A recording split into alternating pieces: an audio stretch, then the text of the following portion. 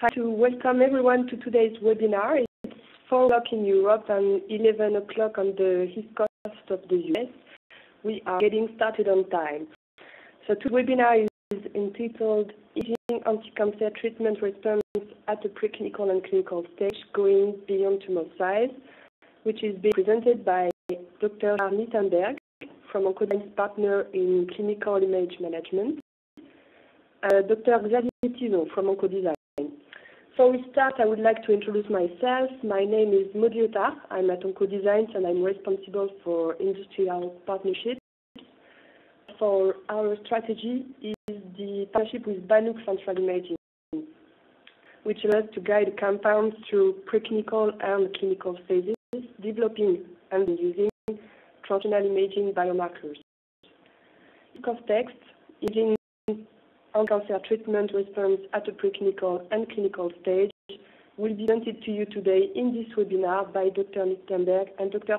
Tison. First, I'd like to address a few practical matters. The webinar will be available to all attendees. We will mail you a link to this presentation by the end of the week. Then, after the presentation, Dr. Nitenberg and Dr. Tison will answer a few of your questions. So if you have any, please type them in the control panel that you can see on your screen. The attendees won't be able to see your questions if you send directly to Gérard Nitenberg, Tison, or to myself. If you see the control panel, just click on the top arrow on the top of your screen. In case there are questions that cannot be answered by the end of today's session, Dr. Nitenberg or Dr. Tison will respond to you by email within 48 hours. If you are experiencing technical difficulties, please send a message to the host. Someone will be able to assist you. I hope you will enjoy this presentation. Our first speaker is Gérard Nitenberg, who is the Chief Medical Officer at Banook Central Imaging. The expertise he has in this field is directly supporting the scientific development of imaging capabilities in the group. Gérard Nitenberg spends the majority of his medical career at the Institut Gustave Roussy, which is one of the most important anti-cancer centers in Europe. He was successively head of the Department of Anesthesia, Intensive Care and Infectious Disease, quality manager, and medical director. He is author or co-author of more than 200 scientific articles, books, and videos. Having that, let's begin the presentation. Nitenberg will guide you through the slides that he will show you today.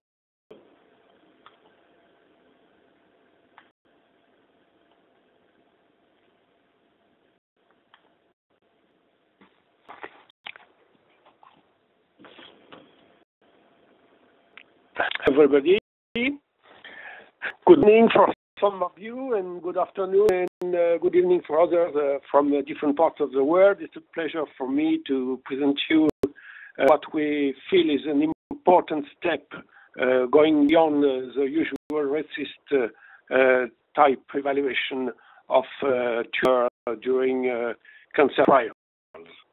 And I will go to the beginning of the story. In fact, the beginning of the story starting in the middle of the last century, where we developed different criteria for the evaluation of tumors in cancer trials, mainly from the DW criteria in 1917, followed by the RECIST, and finally the present RECIST 1.1 version criteria. And now we can say that RECIST are the standard guidelines for assessing tumor response in cancer trials. These are standards, but the question is about the value of R in RECIST.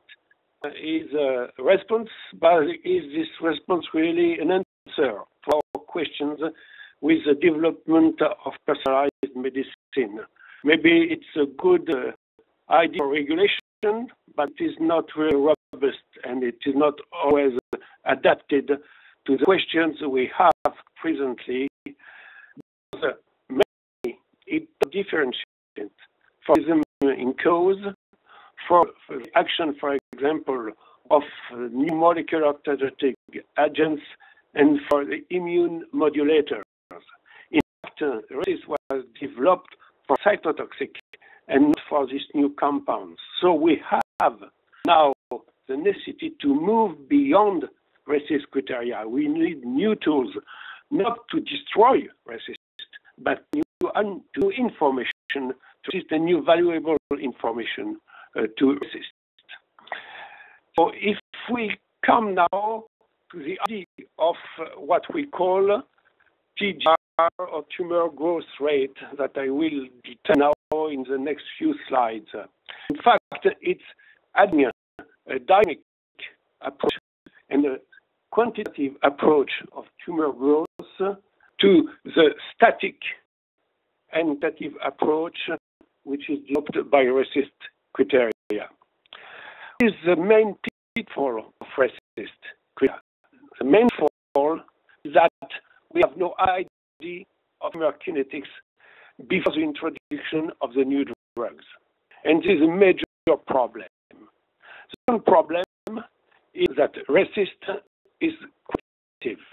And in the majority of the case, patients are classified as stable disease. The RECIST is only the sum of longest diameters of the target lesions. So people and patients with -30%, minus 30% and plus 20% differ in the sum of the longest criteria are all classified as stable disease. And we need to see if all patients belong really to the same group. This is not satisfactory.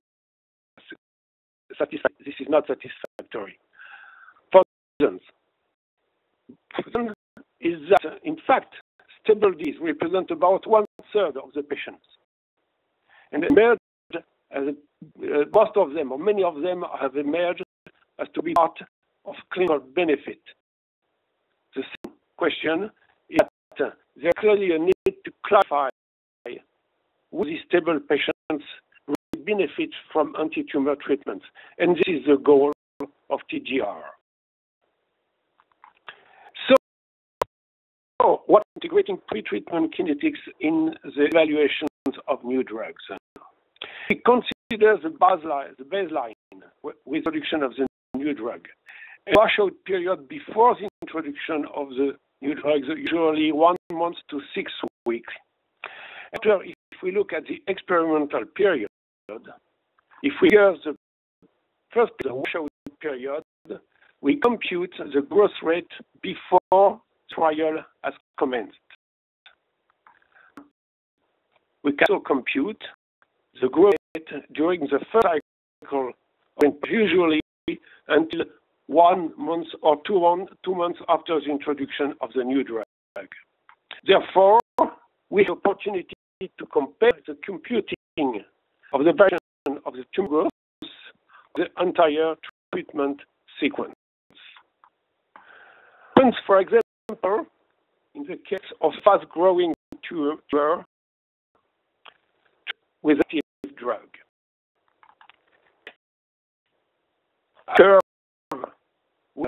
The natural curve of the tumor, you have the line after the dotted line, red line.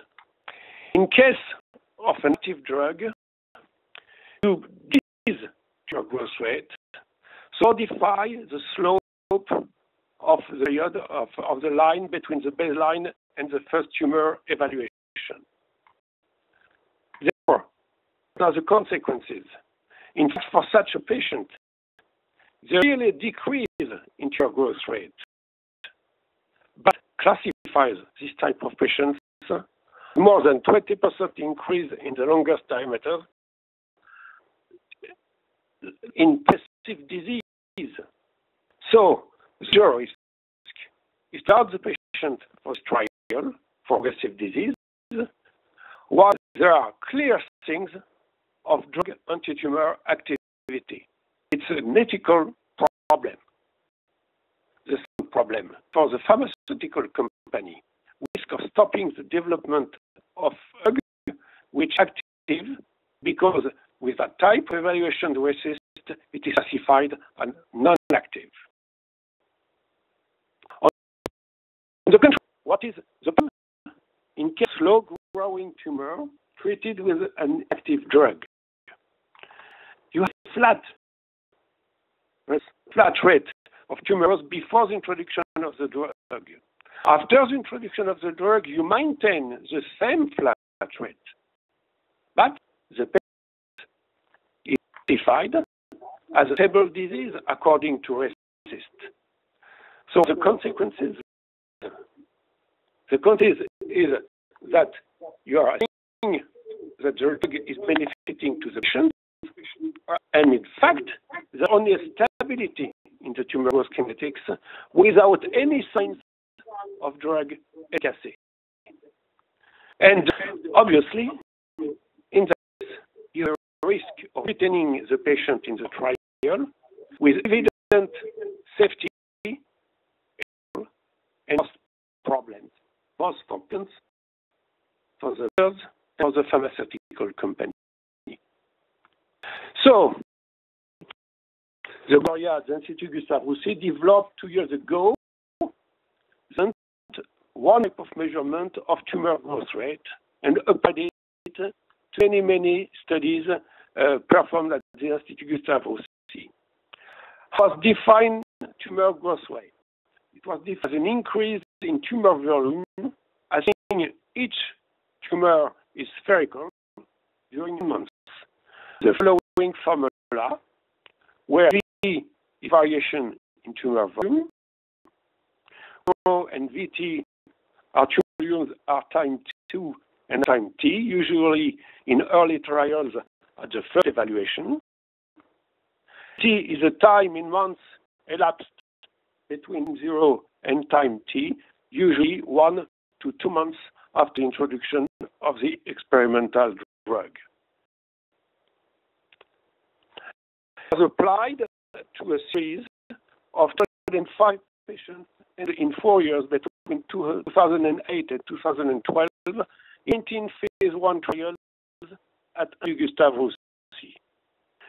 In paper, written Ferté in the group of Jean-Charles Soria and recently published in Clinical Cancer Research, goals were to describe the variation of TGR along the introduction of the experimental therapeutics in phase 1 patients, to compute the association between TGR, Royal Marsden Hospital score, and the outcome, and to rate the effect of treatment and prognostic score, histology, and the number of previous treatment rates on tumor growth rate.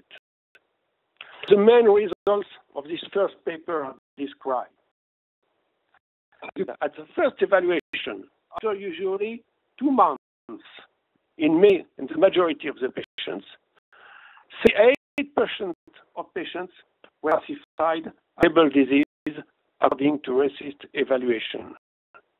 And that only 12% were classified stable as progressive disease, and 9 patients as response.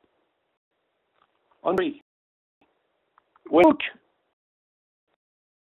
at the evaluation in majority of these patients where pre-treatment CT scan was available, and pairwise comparison where each patient was used as his or her own control. When you see a line where you have a TGR reference equal to GR experimental, of this line, the increase in GR, which is symptom of no antitumor activity. And this line, it's an antitumor activity. And large majority of these patients experience high decrease in TGR. And it is important to note that only it was the case for still patients, in fact, for 85% of the patients classified RECIST, but also in 72% of patients classified as progressions. In fact, probably partly benefiting for the drug. Where with a study that we performed for a big pharmaceutical European company, we had exactly the same results.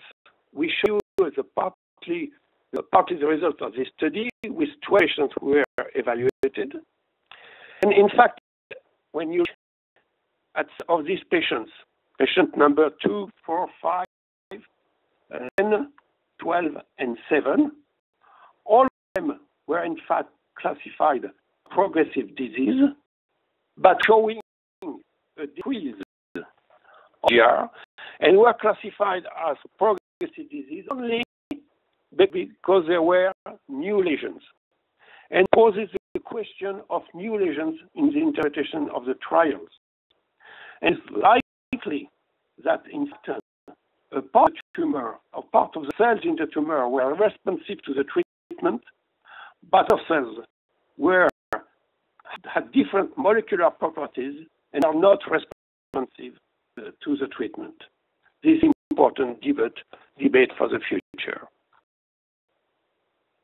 So, final for this study for our trial is that the decrease in TR between the reference period and the experiment period is associated with progression survival. I can see with progression-free survival, but not with survival. On the contrary, the RF score was associated with survival, not with progressive survival.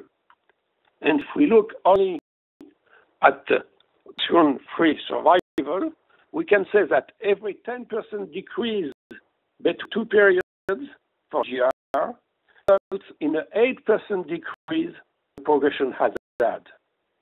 And hypothesize that the fact that the decrease of GR is only associated with PFS, but not with overall survival, is potentially suggesting that there is a prominent influence experimental regimen on the TGR. But this is only a hypothesis. If we look at the profiles for different specific drugs, you have different responses and with different patterns of antitumor activity. And in these 12 panels, you see clearly that you can expect different results from there for different drugs.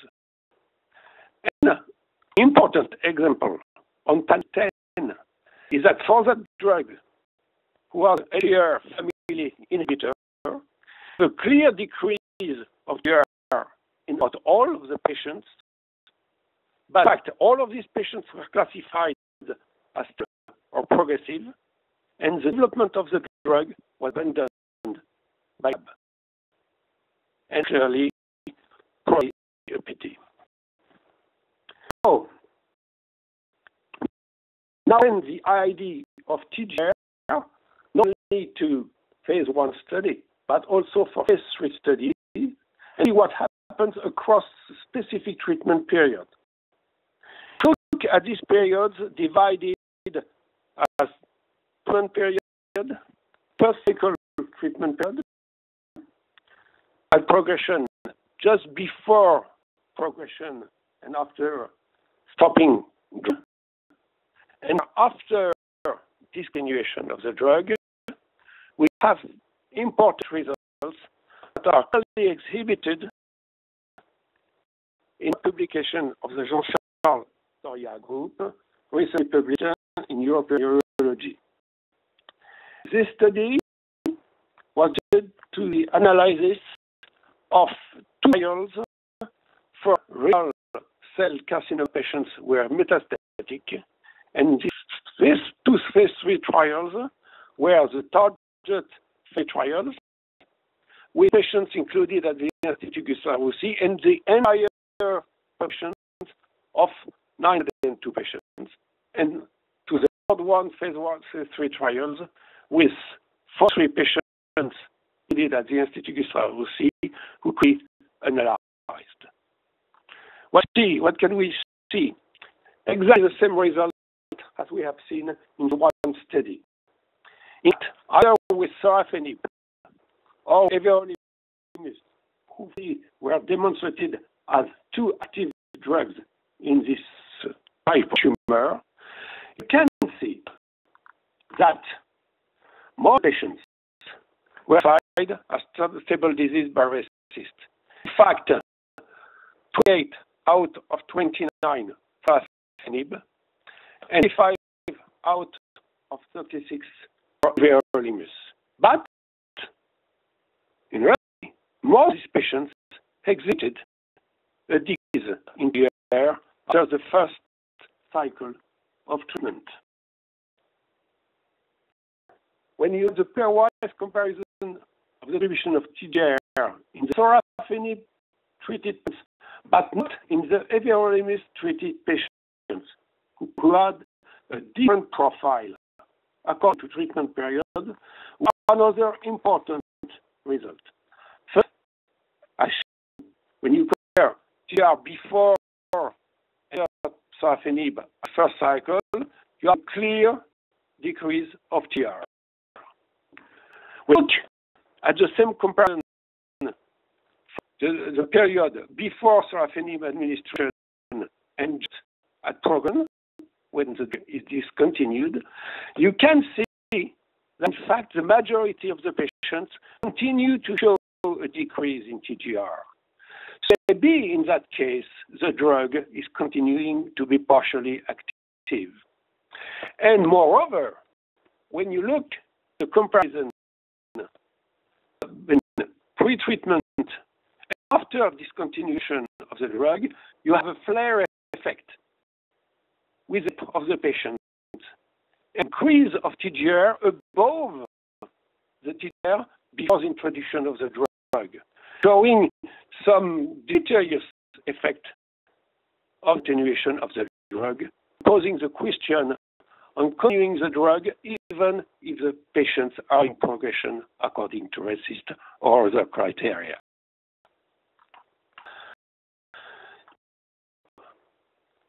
What we say about TGR presently with studies, the studies who are in progress, and the new ideas emerging from the literature. The TGR provides very useful clinical information for patients, physicians, researchers, and labs. TGR allows for early and very accurate assessment of the tumor response because it takes into account the treatment tumor kinetics.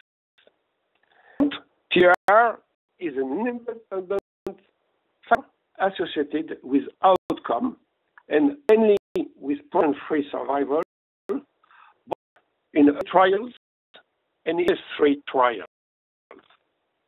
And third, variation of TGR, both in early and phase 3 trials, reveals drug-specific profiles, strongly suggesting is for the early assessment of drug activity and giving some insight for labs for the no-go decision about the continuation of the discontinuation of the development of new drugs or for the association of a drug with another one. Practically, the lessons that we can draw from our pilot studies, we have conducted 2 or 3 recent studies with this TGR. We form consent of the for the of all the CT scan and many for the CT scan that were performed before the introduction of the new drug. So we must have that in our mind in the line of new studies. And we need at least a 1 month or 6-week washout period, the pre-baseline CT scan and baseline CT scan or MRI. And it is a main big problem. Pre-treatment CT scans or CT scan performed outside the hospital. The good quality, the good technical quality of the pre-baseline CT scan is really essential if we want to have good data.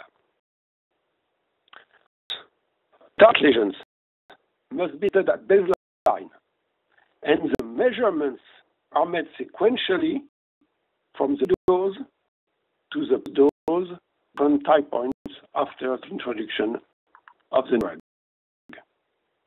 And our results must be paired with the RECIST 1.1 conclusion from the central lab, because we need some homogeneity in the results of the interpretation, and not on the site interpretation by sometimes not really experienced readers on site. So these on TGF studies, we think, and for the next future, TGF is a very, very simple method. We show features in terms of dynamic approach and quantitative approach in the extensions of the tumors. We need only RECIST sums, CT scan, and obviously treatment imaging is absolutely needed.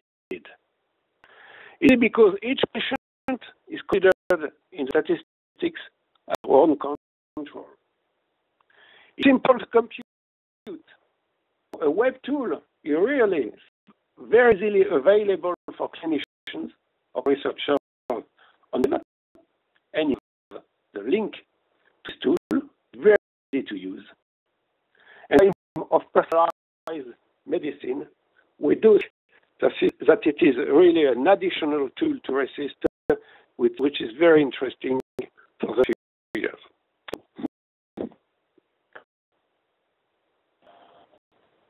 Thank you very much, Gérard.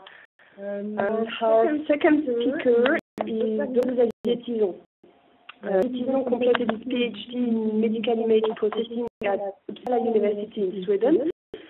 He is the head of the imaging lab at Oncodesign, where he routinely uses anatomical and functional imaging techniques to provide proof of concept and assess the efficacy of anti-cancer therapies in rodent models.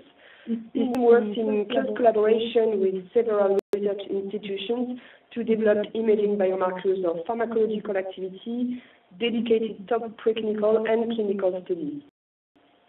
Please go ahead.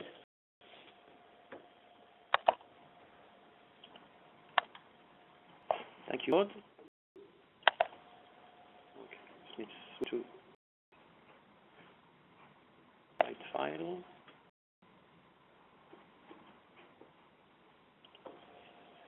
Okay, so first a few words about Oncodesign. Oncodesign is a biotech company with a dual activity.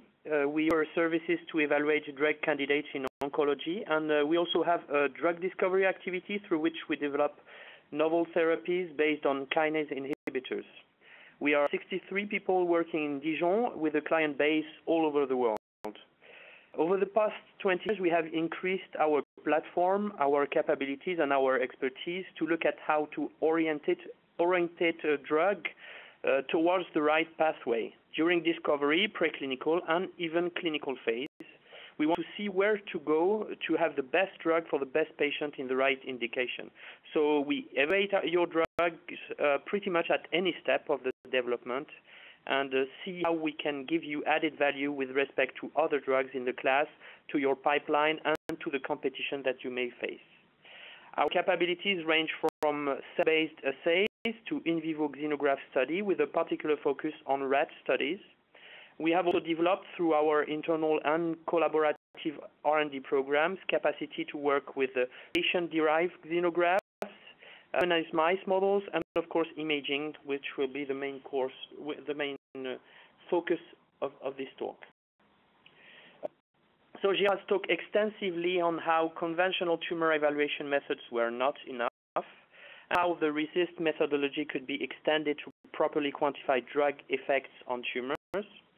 In addition to being a very good tool to provide anatomical information, imaging can also be used to measure function. For example, in this short list of available methodologies, using a nuclear imaging technique called positron emission tomography and a radio tracer called fluorodeoxyglucose. It's possible to evaluate glucose metabolism quantitatively and non-invasively in the body. This is a big tool in oncology to find metastatic locations, establish tumor aggressiveness, or monitor efficacy of treatment.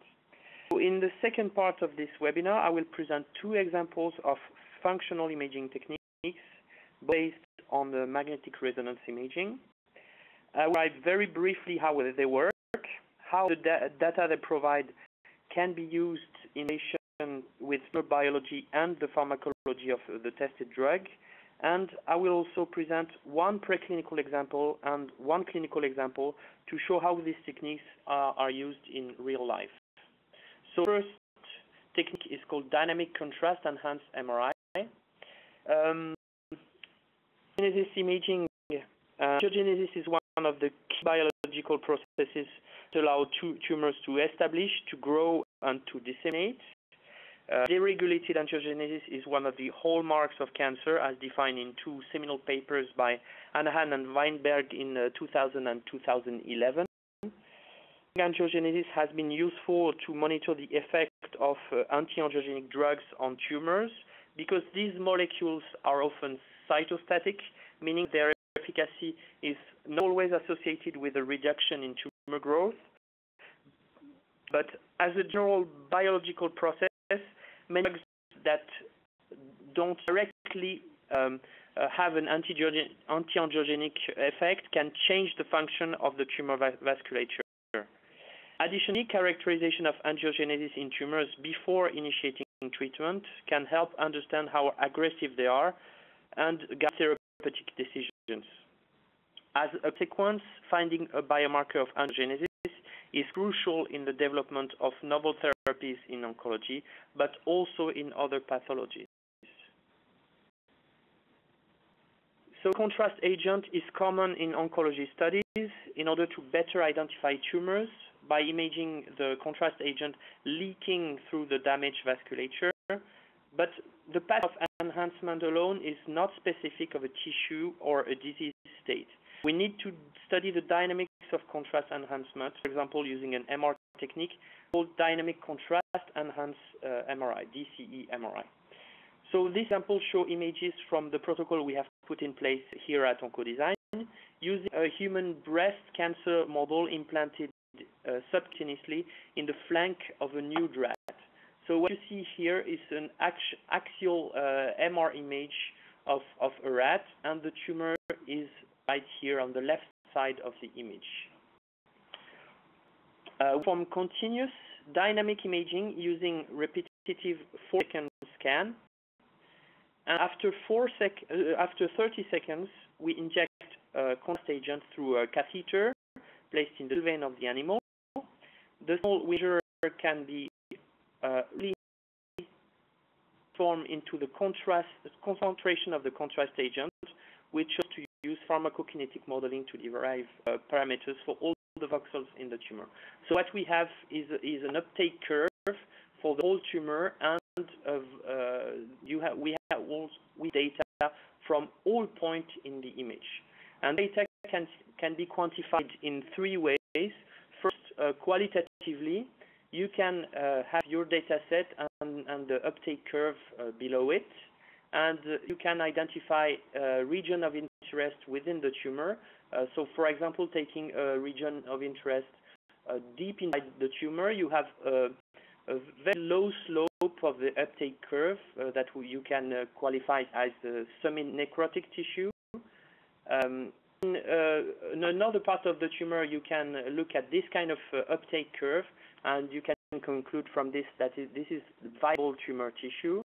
And all around the tumor, there is this enhancing rim in xenograph studies that you see that take up the contrast agent very effectively and represent the most active part of the tumor and its rim and its connection to the outside. So what you have is a characterization of different parts of the tumor that is qualitative. It's just a category that you assign to your regions of interest. You also do a semi-quantitative analysis of your uptake curve. So this is the kind of analysis that you can do.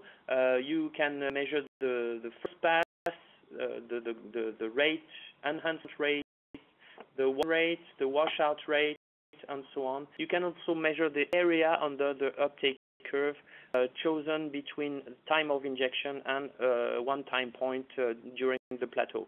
And this gives you one semi-quantitative measure of how your curve looks like. You can also do quantitative analysis, and you can notice here on the left that this is not the signal of the MRI image anymore. This is contrast agent.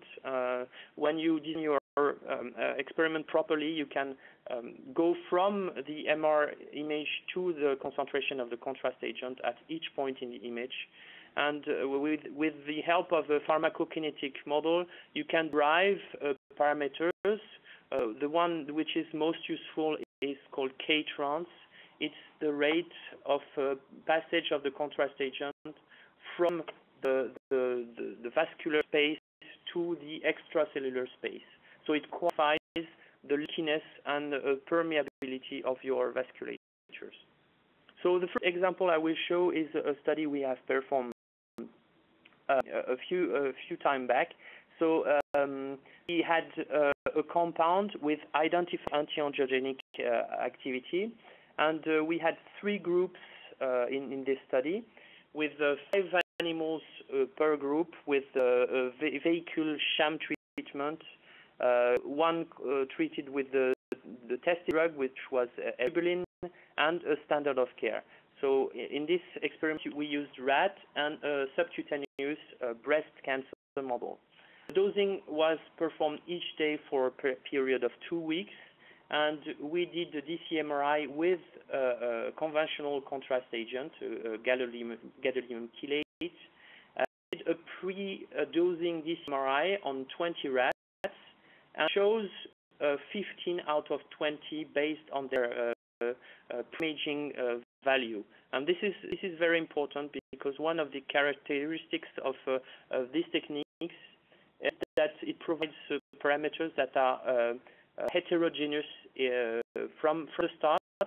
So you have to take care of properly designing your experiment in order to reduce inter-individual variability.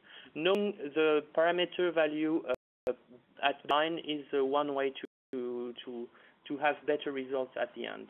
And after that, we perform post-dosing DCE-MRI on the day of treatment, just 6 hours post first treatment, and 2, 6, 10, and 14 days in treatment.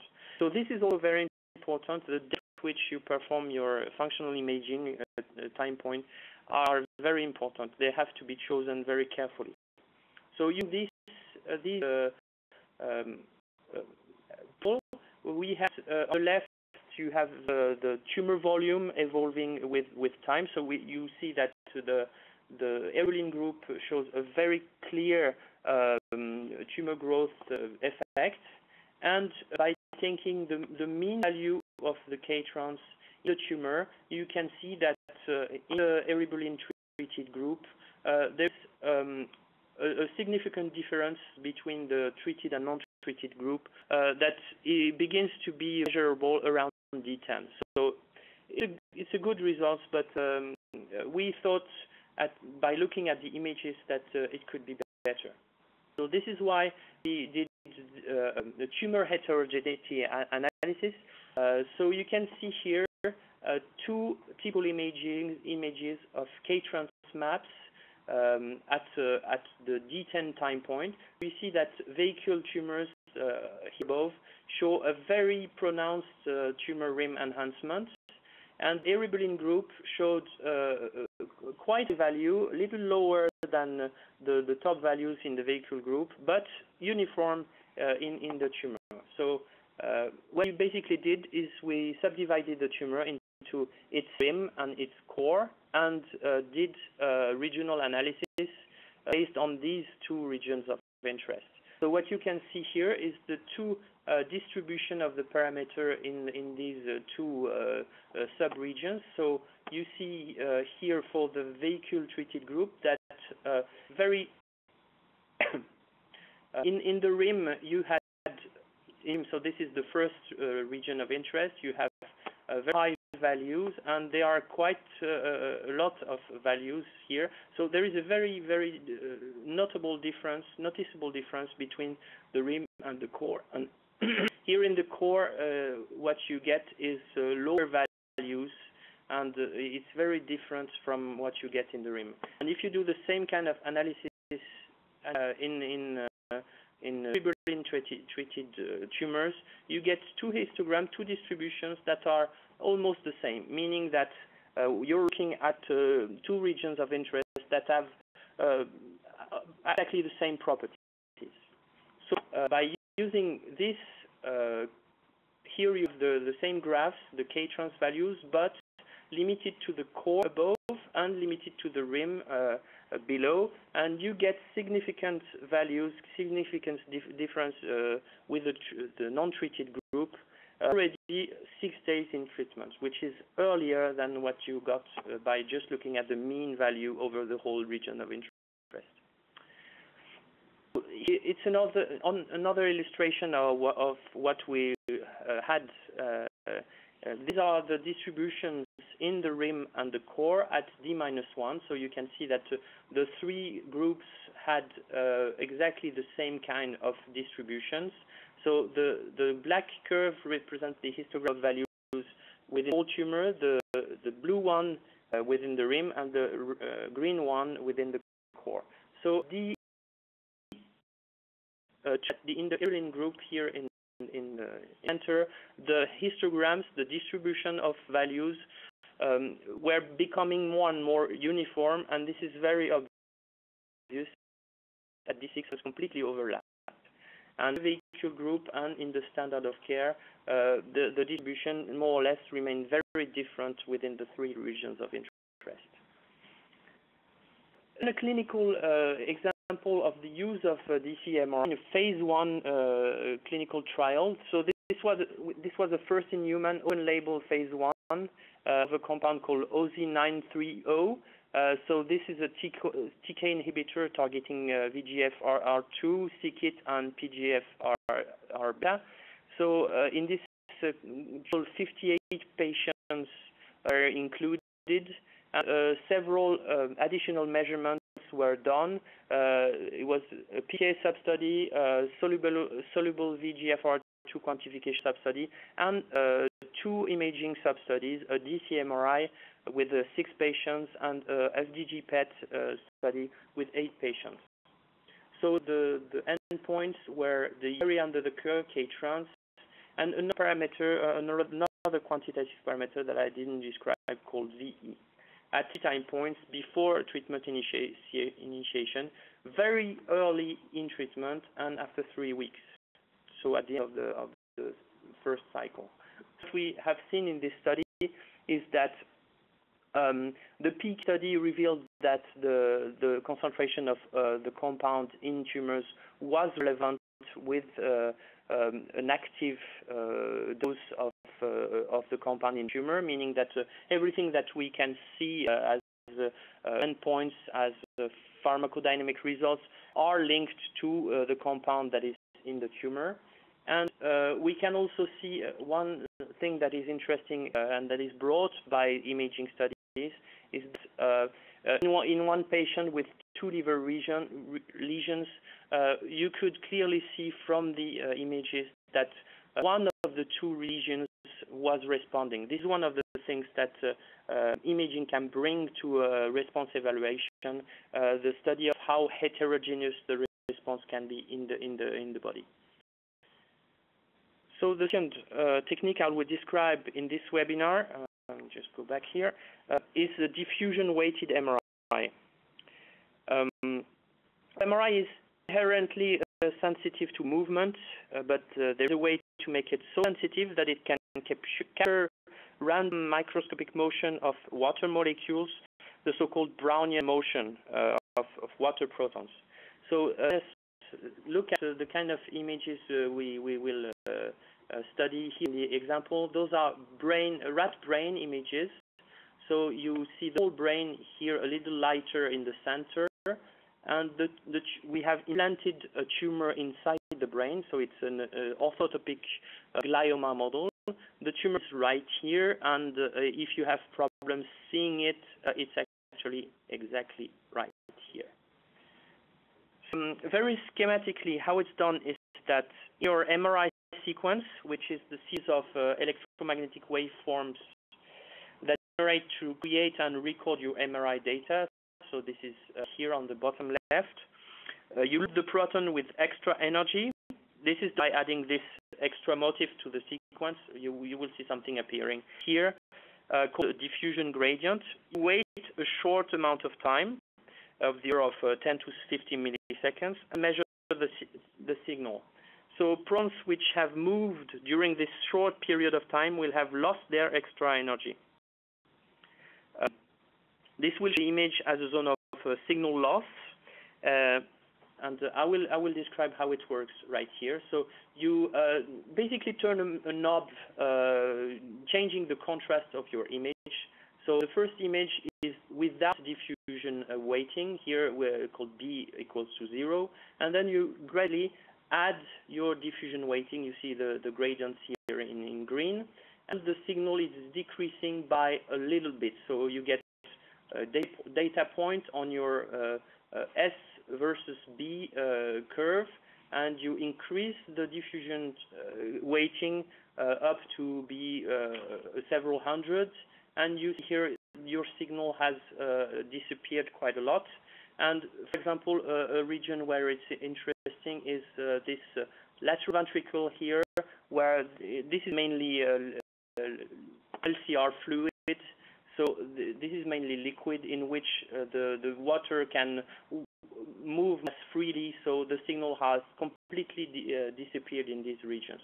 What you do is that there's a theory behind this, saying that this decrease of signal is exponential, so it's quite a simple equation to fit from to that data point, and you build a map, a voxelwise map, of one parameter called ADC, the apparent diffusion coefficient. So mostly have used the technique in its simplest form by summarizing water mobility via the apparent diffusion coefficient, assuming that reduced ADC reflects increased cellularity. This has been shown in a paper by Chenevert in 2000, in which a nice negative correlation here between mean ADC in tumors and cell density was shown. But the conventional interpretation is that tissue with a high cellularity, like you see on the left, where cells are small and densely packed, water cannot move a lot in the short period that corresponds to diffusion measurement. Mean free path, that is the average distance traveled by water protons, is low, and the ADC is low. On the right, are bigger, further apart from each other, and the diffusion is higher, mean free path is longer, and ADC is higher. However, this is most likely an oversimplification of what is truly happening. Indeed, recent research has shown that this correlation between mean ADC and cellularity could not always be found. One is that ADC is the macroscopic consequence of several conflicting macroscopic properties of tissue, including cell density, cell size, cell shape, cell permeability, subcellular architecture, and vascular perfusion. All these biophysical mechanisms affect the ADC in different ways that can compete and even cancel each other, confounding overall specificity. This does not make ADC a useless measurement, but it's important to keep this in mind when interpreting your results. The preclinical example I will show using ADC is a study that we have performed in two steps. So in the first study, we wanted to, so those studies studying glioma models in rats. So it's the same model that I showed you in the example. It's the U87MG glioma model, orthopically implanted in rat brains. The pilot study was using two other models. In the pilot study, we wanted to explore the dependency of the model and validate the imaging protocols. And this is a multi-protocol, multi-parametric study. So it uses ADC, diffusion-weighted images, and also other techniques that I will not go into detail here. And in the second study, study 2, we did a follow-up of treatment effects using this glioma model and treatment with either sorafenib, an antiangiogenic TK inhibitor, and DCNU, conventional cytotoxic standard of care. With the MRI measurement on baseline, 1, 4, and 40 days in treatment. So what we have seen, I see that we are a little bit short on time, so I will go very fast through the results here. What is interesting here is the top left graph showing that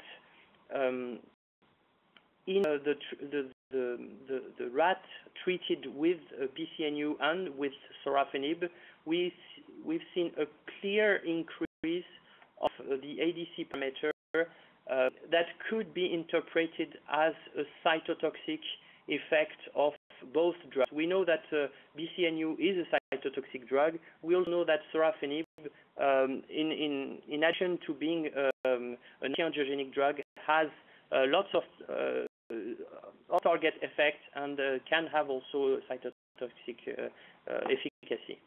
So what we have seen in this multi-parameter study is that both treatments induced an increase of the ADC 28 days after treatment start, and we also seen in the antiangiogenic MRI part of the study that didn't describe changes of the parameter related to the antiangiogenic effects of sorafenib. One thing that is also interesting in this study is that we also check the correlation with histology, and in this case, it was pretty good. The clinical example I have chosen to show the interest of having diffusion-weighted images used in the evaluation of a drug is published very recently by a group in the UK. It included 26 patients with metastatic renal cancer carcinoma, and it's a phase 2 trial. It's a study actually of a phase 2 trial of sunitinib, which is a drug that is believed to have high potential for kidney cancer. So imaging was done pre-treatment and off-treatment at the end of the third cycle, so just before nephrectomy. So imaging study included, it's again a multi-protocol study with the diffusion-weighted MRI and contrast-enhanced MRI. What they have found is that the baseline mean ADC did not at all predict outcome. So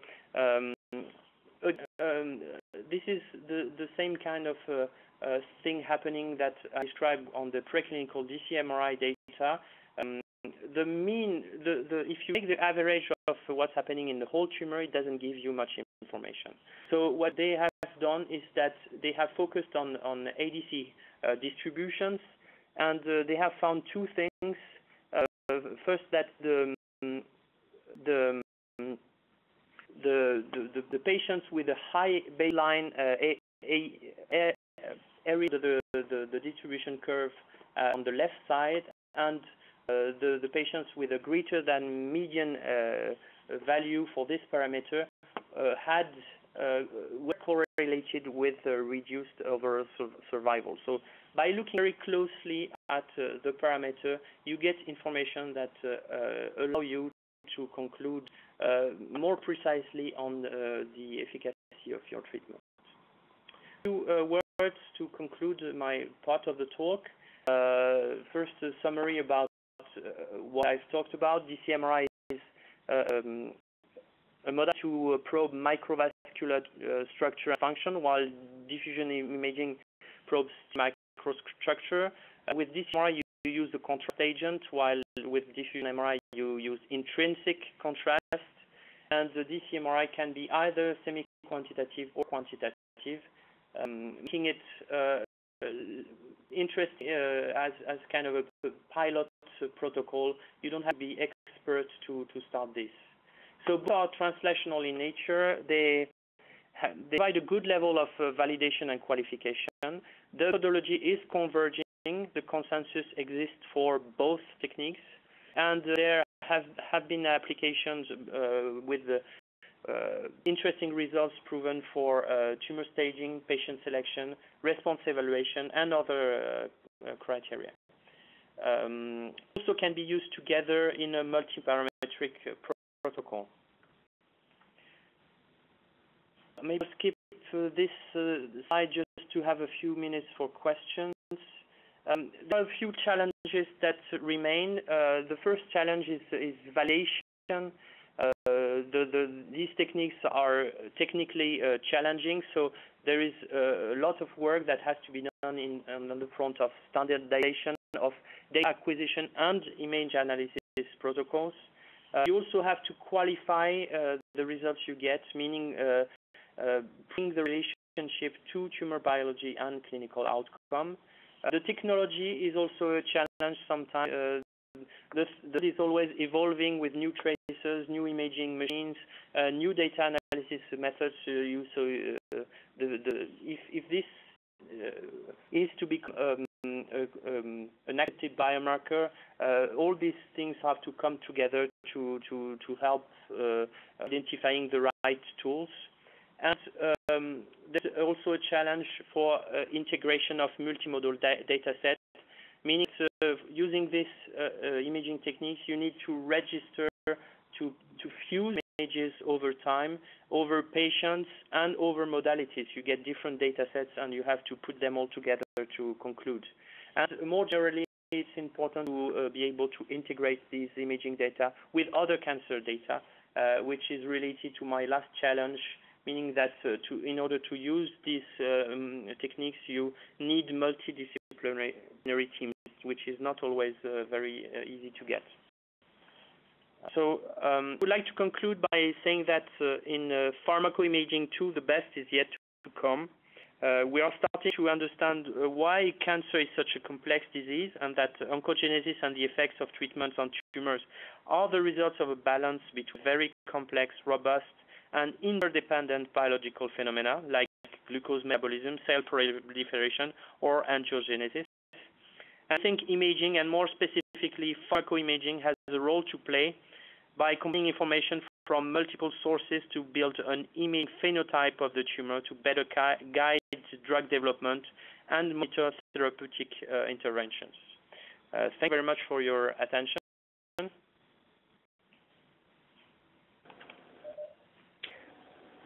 Xavier and Gérard, thank you very much for this overview of the opportunities provided by appropriate imaging biomarkers in both preclinical and clinical anti-cancer drug development. I hope that today's audience appreciated this webinar. I'd just like to highlight again that translational imaging is a key component of Oncodesign, since we pay a special attention to provide our customers with relevant and validated tools to yield data about their drug candidates. So there are a couple of questions that came up during the presentation. Just want to use the 4 to 5 next minutes to address some of these. So the first question I have for you, Xavier, is what about imaging tools that are dedicated to a drug, the so-called companion biomarker approach? This is something that I have not talked about. That would maybe mainly require different kinds of imaging technologies, namely nuclear imaging, in which you can label your drug using chemistry and label your drug with a radioisotope, thus creating a tracer. And with this tracer, you can monitor, you can measure the distribution of your drug. You can also monitor its efficacy, for example, with competition studies using both unlabeled and labeled drugs.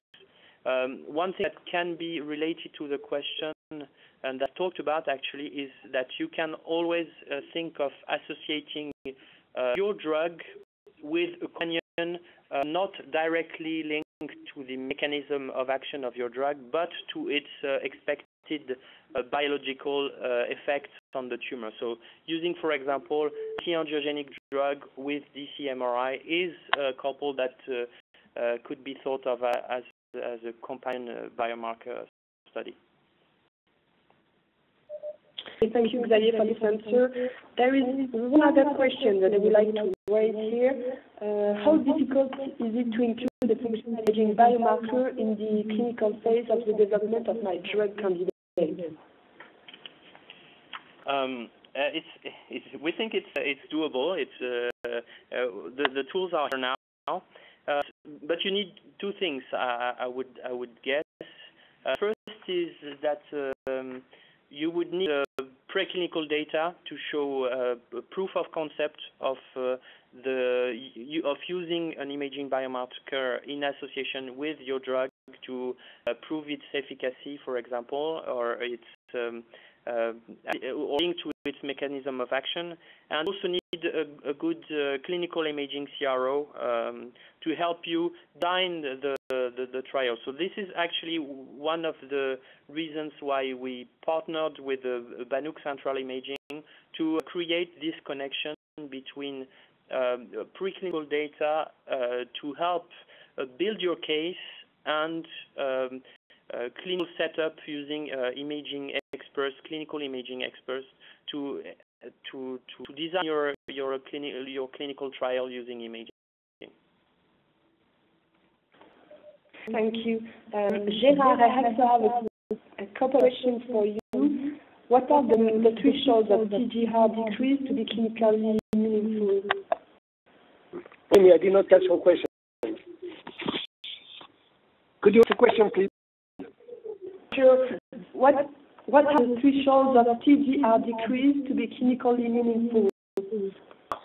This is a very interesting but very difficult question. As you have seen, you have different patterns of result according probably to the drug and also to the type of lesion and maybe also to the location of the tumors. So what I showed the panel was with 12 different responses and patterns of responses according to the drug. Yeah, you have a question which is raised now. We have now, with the group of Jean-Charles and others, developed and to go more in depth in the different profiles according to the type of drug. For example, drugs acting on such metabolic pathway inside the cell or immunological pathways, and to see if there are different specific patterns according to each type of drug and each location. For the moment, we don't have the response for the question.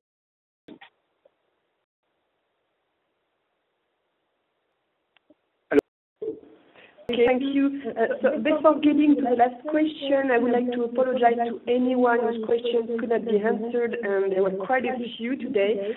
We will get back to you with the details later. So, Gérard, the question I want to pick up is, what if one of the target lesions present at baseline is not measurable? Do you enter a 0 or some other small number for that lesion?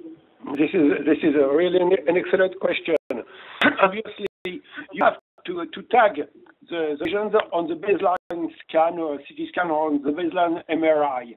And you have to look at the pre-treatment scan to see if the lesions are available, present, or measurable. They are not measurable in the pre-treatment CT scan. You are not able to calculate pre-treatment TGR. So you must calculate TGR only on lesions on the baseline CT scan and on the pre-treatment CT scan. We don't assign any hypothetical volume or measurement to lesions who are present on the baseline CT scan, but were not available or measurable on the pre-treatment CT scan. The limitations of the system, obviously. I want to thank everybody for attending this webinar today, and I wish everyone an excellent day. Bye-bye. Bye, everybody.